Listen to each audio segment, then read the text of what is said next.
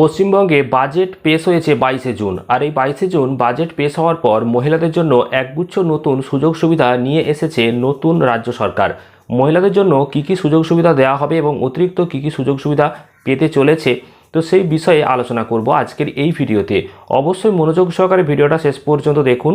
বাজেটে কি বলা হয়েছে সেটা বিস্তারিত আলোচনা করছি। তার আগে ছোট্ট রিকোয়েস্ট, অবশ্যই ভিডিওটিকে লাইক করুন, চ্যানেলটিকে সাবস্ক্রাইব করবেন, আর ফেসবুক পেজ থেকে দেখলে অবশ্যই পেজটিকে ফলো করে নেবেন। আপনারা অনস্ক্রিনে দেখতেই পাচ্ছেন পশ্চিমবঙ্গে 2026-27 বাজেট যেটা ঘোষণা করা হয়েছে অর্থবর্ষে, তো সেখানে মহিলাদের জন্য বেশ কিছু নতুন সুযোগ সুবিধা ও বিশেষ ঘোষণা করা হয়েছে। গুরুত্বপূর্ণ বিষয়গুলো আজকের এই ভিডিওতে একে একে আলোচনা করছি। তো প্রথমেই যেটা রয়েছে সেটা হচ্ছে অন্নপূর্ণা যোজনা। 25 থেকে 60 বছর বয়সী মহিলাদের প্রতি মাসে 3000 টাকা করে আর্থিক সহায়তা দেওয়ার জন্য এই অন্নপূর্ণা যোজনা চালু করা হয়েছে, যেখানেতে 36,000 কোটি টাকা বরাদ্দ করা হয়েছে বাজেটে। পাশাপাশি দ্বিতীয়তে যে সুযোগ সুবিধা পাবেন মহিলারা, তার মধ্যে হচ্ছে খুবই গুরুত্বপূর্ণ সরকারি বাসে বিনামূল্যে যাতায়াত।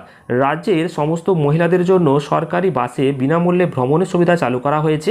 এই প্রকল্পের জন্য বাজেটে প্রায় 550 কোটি টাকা বরাদ্দ করা হয়েছে। এছাড়াও পিঙ্ক কার্ড চালুর কথাও ঘোষণা করা হয়েছে, অর্থাৎ পিঙ্ক কার্ড চালু যতদিন না হচ্ছে ততদিন আপনারা বিনামূল্যে যাতায়াত করতে পারবেন, তারপর আপনাকে পিঙ্ক কার্ড বানাতে হবে। 3 নম্বরে কি বলা হয়েছে, গর্ভবতী ও স্তন্যদায়ী মায়েদের জন্য বিশেষ সহায়তা।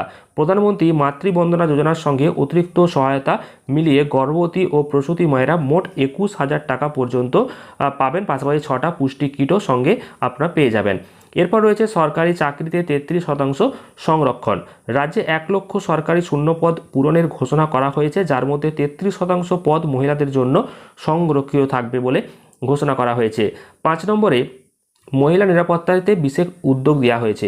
প্রতিটি মহকুমায় একটি করে মহিলা থানা, প্রতিটি থানাতে থাকবে নারী সহায়তা ডেস্ক এবং মহিলা পুলিশদের নিয়ে একটা দুর্গা সুরক্ষা স্কোয়াড গঠন করা হবে।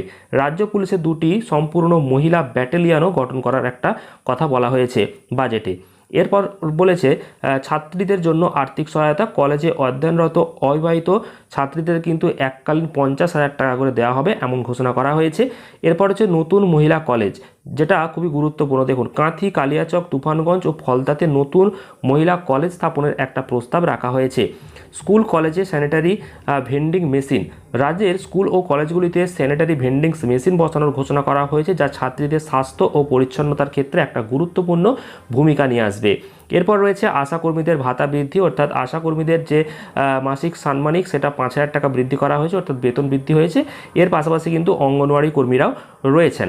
তো সারসংক্ষেপে যদি বলা হয়, তো এবার বাজেটে মহিলাদের জন্য আর্থিক সহায়তা, কর্মসংস্থান, শিক্ষা, মাতৃত্বকালীন সুবিধা এবং নিরাপত্তা, এই 5টা ক্ষেত্রে বিশেষ একটা গুরুত্ব দেওয়া হয়েছে। তো আশা করি বুঝতেই পেরেছেন বাজেটে কী কী সুযোগ সুবিধা দেওয়া হবে মহিলাদেরকে।